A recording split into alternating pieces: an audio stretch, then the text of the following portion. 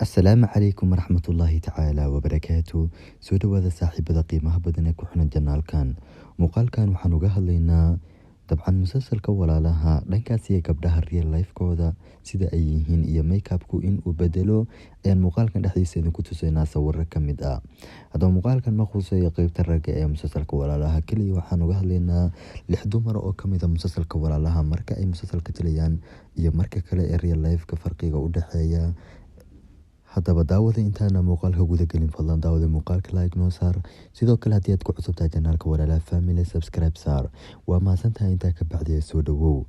haddaba jilaayada u horeysa ee lagu magacaabo Faadig Sevin Atasoy uu doorkeeduna yahay Shenguul waqti fog ayaa ma aragtay bilowday in ay ma aragtay jilaayad noqoto islamarkaana ay duubto musalsalada laakiin nolosheeda dhabta ah iyo sida saxda ah ay u nooshahay iyo markay musalsalka jilayso farqi weyn ayaa u dhexeeya. runtii musalsalo badan ayay kasoo qayb gashay laakiin musalsalka walaalaha waxa uu noqday musalsalkii ugu horreysay qurux badan usoo muuqato inkastuu doorkeedu yahay door ma aragtay islaan xaasidad ah oo kale. haddaba Faadig Sevin Atasoy ma aragtay qayb ka mid ah youtuberada carabta ayaa ma aragtay booqday meesha ay joogto waqti xaadirkaasi marka musalsalka la duubayay inkastoo maalmahaas youtuberadaas ay booqdeen aysan wax make-up marsanin runtii sawirada laga soo qaaday ma aragtay farqi weyn ayaa u dhexeeya musalsalka sida ay ahaydba. sidaas daraadeeda directorada iyo dadka musalsalka wadaba waxaa la diiday in ay iyaga ku baxaan make-up la-aan ay macluumaad bixiyaan. saan wada ognahay musalsalada Turkiga waxaa make-up-nimadu waxa uu muhiim ugu yahay sida ay muhiim ugu tahay in musalsalka uu TV qaato. haddaba jilaayada labaad Lisgejo Merti waan wada garanaynaa dabcan waa hadda lagu tiriyo in ay tahay atirisada musalsalka ee Suuse islamarkaana waxay hadda jacayl la wadaagtaa Cumar oo ma aragtay musalsalka walaalaha door muhiim aad u ka haysta. haddaba Lisgejo Merti inkastoo real life-keeda iskaga nooshahay nolol aad iyo aad isuga wanaagsan oo ma aragtay waxaaba lagu badiyaa inay ka dhalatay qoys taajirinta islamarkaana musalsalkana uu yahay musalsaladii u horreeyay ee ma aragtay si qurux badan usoo muuqato door muhiim ana la siiyo. haddaba qaybta saddexaad ama qofka saddexaad waa Gözde Türker oo wada garanaynaa waa Harika islamarkaana waqti xaadirkan taxanaha way ka maqan tahay inkastoo loo badinay inay saasi kaga baxday laakiin waxaa macquul ah in ay soo laabato. haddaba Gözde Türker marka ay musalsalka jilayso iyo marka real life-ka runtii farqi weyn ayaa u dhexeeya sidaas sawirada uga jeedidba.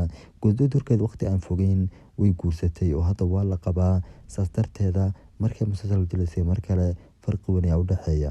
haddaba qofka afraad ah Huyaktu wada garanaynaa doorkeeduna waxa uu yahay Suzan ayuu yahay ma aragtay doorkan oo wada garanaynaa.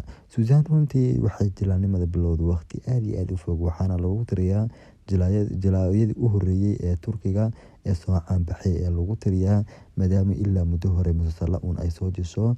marka Suzan waa qof weyn ku dhawaad 40 sano jira marka iyadana runtii musalsalka walaalaha iyo musalsaladeedii kale farqi weyn ayaa u dhexeeya isbedel weyn waa ay sameysay.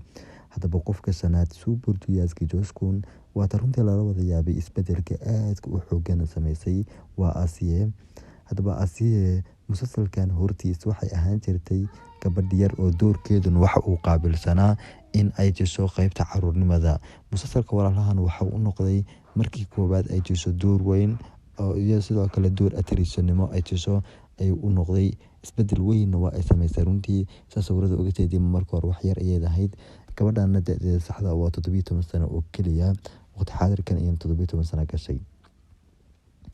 haddaba qofka u dambeeyay waa Melis Minkar inkastoo gabadhan real life-keeda iyo musalsalku ay isku mid yihiin maadaama ay doorka ay ka qaadanayso musalsalkana aysan ahayn door isqurxin saa darteeda ma aragtay iyadana wax farqi oo saas u sugan uma dhexeeyo real life-keeda iyo sida ay musalsalka u jilayso laakiin runtii gabadhan shacbiyad qurux badan ayay ka heshay dhankan iyo musalsalka walaalaha hortiis wax maysan ahayn sidoo kale qof la yaqaana ma aysan ahayn.